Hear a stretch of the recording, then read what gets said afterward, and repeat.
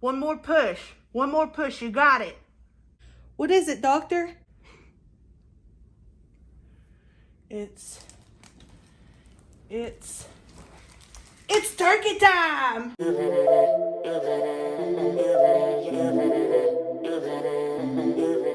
I'm going to be showing you fools how to roast a fookin turkey. I feel like a lot of people are intimidated by roasting a turkey, but it's dead and you're fine. The first thing that you're going to always want to do is roll those sleeves up as far as they can go, because you are about to be fist deep in this turkey and it's going to get uncomfortable. I guess these sleeves are as tight as they could possibly be. So whenever you get a turkey, unless it's fresh, you're going to have to let it thaw out in the fridge for about 3 days. And after that is done, you get in there, in the butthole, and you pull this shit sack out. I don't know what's in there, but I know I don't want it. So before I go balls deep in this turkey, I'm going to get together a little butter mixture. And in this bowl I have 3 sticks of butter softened. In this bowl I have chopped rosemary, thyme, and parsley. Dump that in there. Obviously salt and pepper very generously. Don't be dumb. Oh my God. What is that? Once your butter is mixed up and your turkey is dried, something I really like to do with all like the birds that I cook is flour them just to soak up the extra moisture. It doesn't have to be very thick, and it also gives it just a nice little crust. Once your turkey's floured and your hands are disgusting, it's time to start on your butter mixture. Get them even sicker. And I know that 3 sticks is a lot. We'll use them. You put this butter all over the inside and the outside. And it's kind of important to just stretch the skin out very gently, especially from the breast meat. And I will show you why in a minute. But really just get in there. Get gross. Now, once your turkey is well lubricated, I don't stuff mine because I add some lemons. I add a few inside to give it just a little, citrusy.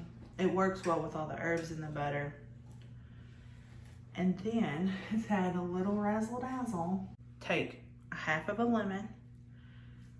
And this is where that loosening of the skin from the meat comes to play. You slide them up between the meat and the skin of the breasts.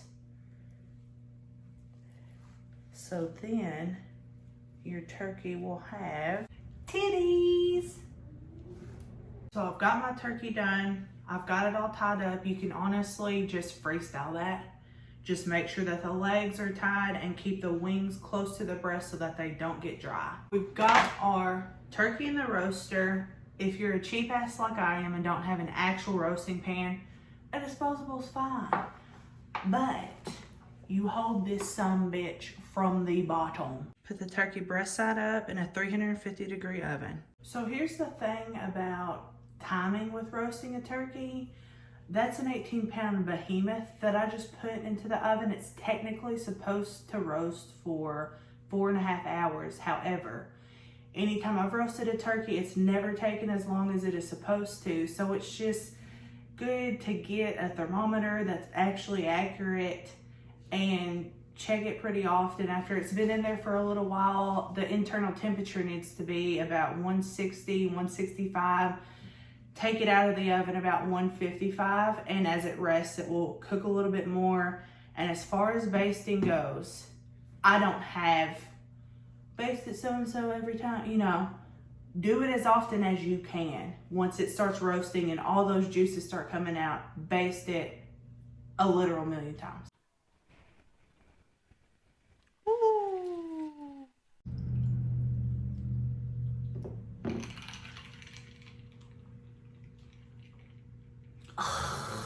So this turkey has been roasting for a little under an hour. Now is the time to really just start basting every probably 15 minutes or so. Now I know that this bird looked like hell going into the oven. I know that. I'm not too proud to admit that. But just look at this baby now. Look at her boobs. This is a bad bitch right here.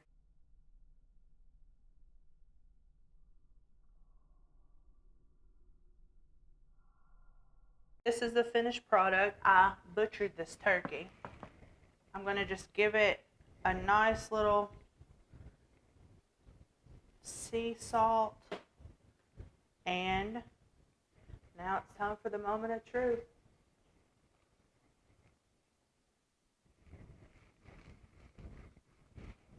Yes, indeed.